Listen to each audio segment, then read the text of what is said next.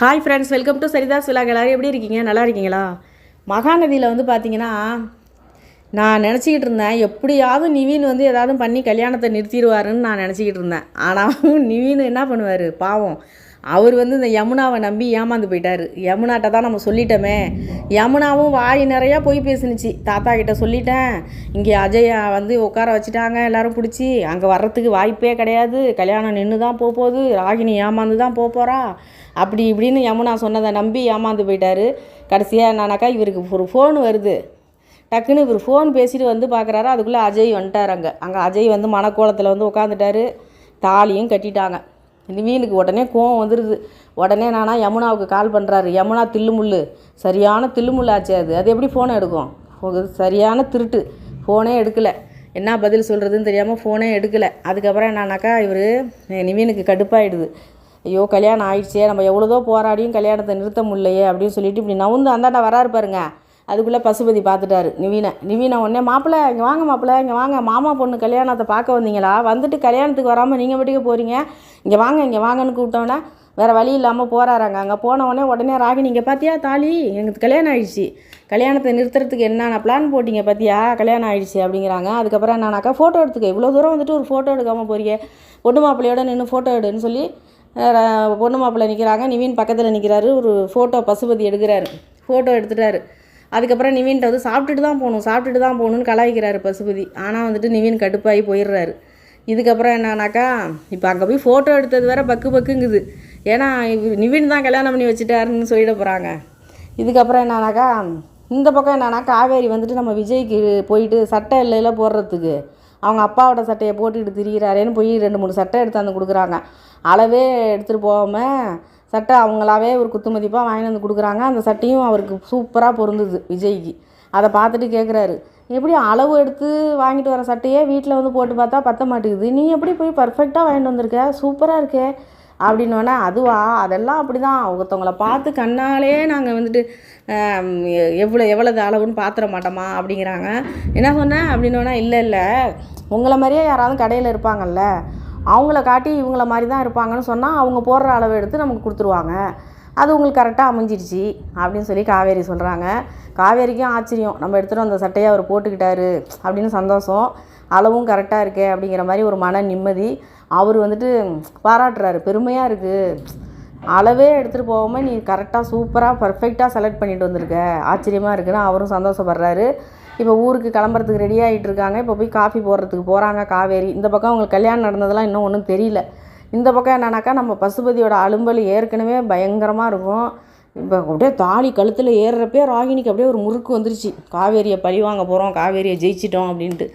இப்போ என்னன்னாக்கா தான் தலையில் தானே மண்ணவாரி போட்டுக்கிட்டது இதுக்கப்புறம் தானே தெரியும். அதுக்கப்புறம் என்னன்னாக்கா அங்கே வீட்டுக்கு போகிறாங்க. வீட்டுக்கு போய் சொல்லுன்னு பட்டாசெல்லாம் வெட்டிச்சு, உள்ள காரு 2 ஜீப்பும் வருது. வந்தோடனே எல்லாம் மொத்த பேரும் வெளியில் வந்து பார்க்குறாங்க, தாத்தா பாட்டி எல்லோரும். அந்த பக்கம் என்னன்னா காவேரி குடும்பமும் வந்து நிற்கிறாங்க. பார்த்தாக்கா பொண்ணு மாப்பிள்ளை இறங்குறாங்க. தாத்தாவுக்கு அதிர்ச்சி ஆகிட்டு, இது என்னது இது சொல்லாமல் கொள்ளாமல் கல்யாணம் பண்ணிட்டு வந்திருக்காங்களேன்ட்டு. உடனே வந்துட்டு, என்னது திருட்டு கல்யாணம் பண்ணி வச்சுருக்கீங்களா அவங்க பையனுக்குன்னு கேட்குறாரு. திருட்டு கல்யாணம் தான், என்ன பண்ணுறது, வீட்டில் உள்ளவங்களாம் ஒத்துக்க மாட்டேன்ட்டீங்க, அதனால் நான் கல்யாணம் பண்ணி வச்சுட்டேன், என் பையன் ஆசைப்பட்டான் நான் கல்யாணம் பண்ணி வச்சுட்டேன் அப்படிங்கிறாரு. நீங்கள் உங்கள் பையன் ஆசைப்பட்டால் கல்யாணம் பண்ணி வச்சிங்க, வீட்டில் உங்கள் பெரியவங்க இருக்காங்களேன்னு உங்களுக்கு ஞாபகம் வரலையா அப்படின்னு சொல்கிறாரு. பெரியவங்க தான் மற்றவங்க பேச்சை கேட்டுட்டு வேணாங்கிறாங்களே, அப்படி இருக்கும்போது நான் அப்படி தான் முடிவு எடுப்பேன் அப்படிங்கன்னு சொன்னோன்னா தாத்தாவுக்கு கோவம் வந்துடுது. மற்றவங்கன்னு யார், காவேரியை சொல்கிறியா, காவேரி சொல்லுறது ஒன்றும் தப்பு கிடையாது, காவேரி சொன்னதெல்லாம் உண்மை தானே, காவேரி அவர் கடத்தினது உண்மை தானே அப்படின்னோடனே, அதெல்லாம் ஒன்றும் இல்லை, பொண்ணோட கல்யாணத்தை வந்து அவள் ஏதாவது நிறுத்திடுவாளோ என்னமோன்னு ஒரு ரூமில் போட்டு சும்மா கொஞ்சம் நேரம் அடைச்சி வச்சுருக்காரு, அதுக்கு பேர் கடத்தினதா, இதுக்கெல்லாம் காரணம் காவேரி தான், காவேரியை வந்துட்டு இவரை தப்பு செய்ய தூண்டினதே காவேரி தானே அப்படிங்கிற மாதிரி பேசுகிறாரு. காவேரி அந்த இடத்துல இல்லை, அதனால் காவேரியை பற்றி என்ன பேசினாலும் எதிர்த்து பேச ஆள் கிடையாதுல்ல, அதனால் அவங்க அப்படி பேசிகிட்டு இருக்காங்க. இப்போ வந்து அப்படியே பார்க்கணுமே, ராகினி அப்படியே தலைக்கு மேலே கையை தூக்கி கும்பிடு போடுறாங்க. தாத்தா ஆசீர்வாதம் பண்ணுங்கள், தாத்தா பாட்டி நான் ஆசீர்வாதம் பண்ணுங்கள், பாட்டி அத்தை அப்படி இப்படின்ட்டு ரொம்ப சீனை போடுறாங்க. பசுபதியும் ராகினியும் சேர்ந்துக்கிட்டு அலம்பல் பண்ணுறாங்களாம், கல்யாணம் ஆகி வந்துட்டோம், இதுக்கப்புறம் நாங்கள் வச்சது தான் இந்த வீட்டில் அப்படிங்கிற மாதிரி. அடுத்து என்னன்னா சும்மா இருக்காரா பசுபதி, அவங்க தாத்தா உள்ளே போயிட்டார் கடன்னு, அவங்க குடும்பம் எல்லாம் உள்ளே போயிட்டாங்க, பாட்டி கீட்டி எல்லாருமே உள்ளே போயிட்டாங்க, யாரும் ஆரத்தி எடுத்து வாங்கலாம் கூப்பிடல. இந்த பக்கம் என்னன்னாக்கா சும்மா இருப்பாரா பசுபதி, உடனே போயிட்டு குமரனை கலாய்க்கிறாரு. என்ன குமரா தண்டை சோறு தின்னுக்கிட்டு மாமியார் வீட்டில் கிடக்குற அப்படின்னு சொல்லி கலாய்க்கிறாரு. உடனே வந்துட்டு பாட்டி திட்டுறாங்க, அவன் தான் தண்டை சோறு திங்கிறான், அவன் சொந்தமாக கடை வச்சு சம்பாரிச்சிக்கிட்டு இருக்கான், ஒன்றை மாதிரி இது மாதிரி திமிரு பிடிச்சவனோடலாம் வருவானுல்ல வீட்டுக்கு தொல்லை கொடுக்கறதுக்கு, அதனால் ஆம்பளை துணை வேணுமேனு வீட்டோட அவன் மாப்பிள்ளையாக இருக்கான், அதில் என்ன தப்பு இருக்குது அப்படின்னு சொல்லி பேசிக்கிட்டு இருக்காங்க. அவர் சொல்லிக்கிட்டு இருக்காரு, எப்படி பார்த்தியா கல்யாணம் பண்ணி வச்சுட்டேன், நீ எந்த வீட்டில் சம்மந்தம் போட்டியா, நானும் அதே வீட்டில் சம்மந்தம் போட்டேன் பார்த்தியா, இதுக்கப்புறம் தான் இருக்குது எங்கள் ஆட்டத்தை பார்ப்பீங்க அப்படின்னு சொல்லி கலாய்ச்சிக்கிட்டு இருக்காரு. குமரன் சொல்கிறாரு, உன்னோட ஆட்டம் அடங்குற நாளுக்கு தான் நானும் வெயிட் பண்ணிக்கிட்டு இருக்கேன், கிளம்பு காற்று வரட்டுங்கிறாரு குமரன். உனக்கு இருக்குடா ஒரு நாளைக்கு அப்படிங்கிறாரு குமரனை. இவர் சொல்கிறாரு, அந்த நாளை தான் நானும் எதிர்பார்த்து காத்துக்கிட்டு இருக்கேன் அப்படிங்கிறாரு. இதோட இருக்குது. இப்போ ரிசப்ஷனுக்கு வந்து கொடைக்கானல் போகிறாங்க திரும்ப. இப்போ வந்துட்டு மாப்பிள்ளை பொண்ணு எல்லாம் ரிசப்ஷனுக்கு போயிட்டு ரிட்டர்ன் வருவாங்களாம். இங்கே வந்ததுக்கப்புறம் வீட்டுக்குள்ளே போகிறத பற்றி பேசிக்கலாம் அப்படிங்கிறாங்க. உடனே வந்துட்டு அஜய் சொல்கிறாரு ராகினிகிட்ட, நீ ஒன்றும் கவலைப்படாத ராகினி, யாரும் உன்னை ஆரத்தி எடுத்து உள்ளே கூப்பிடலன்னு ஃபீல் பண்ணாத, வந்து ரிசப்ஷன் முடிஞ்சு வந்ததுக்கப்புறம் இதெல்லாம் பார்த்துக்கலாம் அப்படின்னு சொல்கிறாரு. அதுக்கு ஒன்றே ராகினி சொல்கிறாங்க, நான் ஒன்றும் இதுக்கெல்லாம் கவலைப்படவே இல்லை, இந்த வீட்டில் எனக்கும் உரிமை இருக்குது, நாம் யார் கூப்பிடவும் அவசியம் கிடையாது, நானே உள்ளே வருவேன் தாராளமாக, யாரும் என்னை கூப்பிடணுங்கிற அவசியம்லாம் கிடையாது, இதுக்கப்புறம் தான் எனக்கு வந்துட்டு இந்த வீடு முழுக்க என்னோடய வீடு அப்படின்னு சொல்லி ராகினி ரொம்ப பந்தாவாக சொல்லிக்கிறாங்க. இதோட முடிச்சிருக்காங்க. சந்தோஷமாக கல்யாணத்தை முடிச்சாச்சு. எப்படியோ வந்துட்டு காவேரிக்கு தொல்லை கொடுக்கறதுக்கு எப்படியோ இந்த வீட்டில் கொண்டாந்து தாலி கட்டி விட்டாச்சின்னு பசுபதி ரொம்ப பெருமூச்சியாக ஜாலியாக இருக்கார். இப்போ காவேரி குடும்பம் வந்துட்டு ஐயோ என்ன நடக்கக்கூடாதுன்னு நினச்சோமோ அது நடந்துருச்சேன்ட்டு அவங்க கவலைப்பட்டுட்டு போகிறாங்க. ஆனால் அந்த யமுனா இருக்கே சரியான தில்லுமுள்ளு, ஐயோ வாயை திறந்தாலே பொய், அதோட வாழ்க்கையை நிவீனை ஆசைப்பட்டுக்கிட்டு இங்கே காவேரிக்கு தொல்லை கொடுக்கறதுக்கு அது பாருங்கள், அதுவே வழிவகுத்து கொடுத்துருச்சா.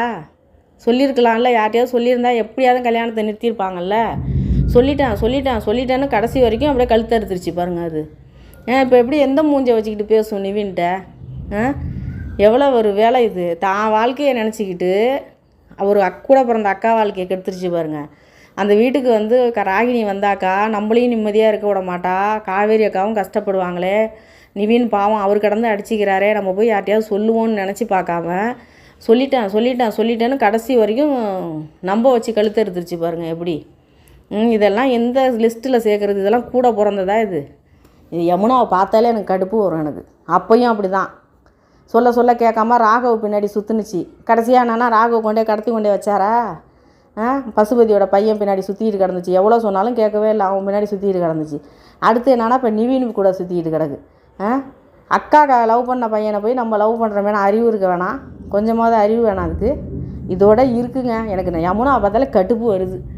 இப்போ பாருங்களேன், இப்போ எவ்வளோ பிரச்சனை, எப்படியாப்பட்ட பிரச்சனையை கொண்டாந்து வீட்டில் இழுத்து விட்டுடுச்சு பாருங்கள். இப்போ இதோட இருக்குது மகாநதி. பார்க்கலாம், ரிசப்ஷன் முடிஞ்சதுக்கப்புறம் இங்கே வருவாங்களாம். இப்போ கொடைக்கானல் கிளம்புறாங்களாம் இப்போ.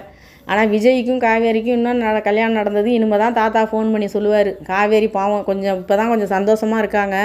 இதை கேள்விப்பட்டோன்னே இன்னும் கொஞ்சம் அவங்களுக்கு ஐயோ இவ தான் வீட்டுக்குள்ளே வரக்கூடாதுன்னு நினச்சோம், அவள் வந்துட்டாளே, இதுக்கப்புறம் என்னென்ன பிரச்சனை கொடுக்க போகிறாளோ, எல்லாரையும் எப்படி கஷ்டப்படுத்துவாளோன்னு அவங்க ஃபீல் பண்ண ஆரம்பிச்சிருவாங்க. பார்க்கலாம் என்ன நடக்குது ஏது நடக்குதுன்னு. அங்கே வந்து ராகினி என்ன ஆட்டம் போட போகிறாங்க உள்ளே வந்துங்கிறத இனிமே தான் நம்ம பார்க்கணும். காவேரிக்கிட்ட ஒன்றும் முடியாதுங்க, பார்க்கலாம். இருந்தாலும் கொஞ்சம் கஷ்டம் இல்லாமல் இருக்குமா, பார்க்கலாம், வெயிட் பண்ணி பார்க்கலாம். மகாநதியில் இன்றைக்கி தாங்க நடந்துச்சு. இந்த வீடியோ உங்களுக்கு பிடிச்சிருந்தா லைக் பண்ணுங்கள், ஷேர் பண்ணுங்கள், சப்ஸ்கிரைப் பண்ணுங்கள். நன்றிங்க.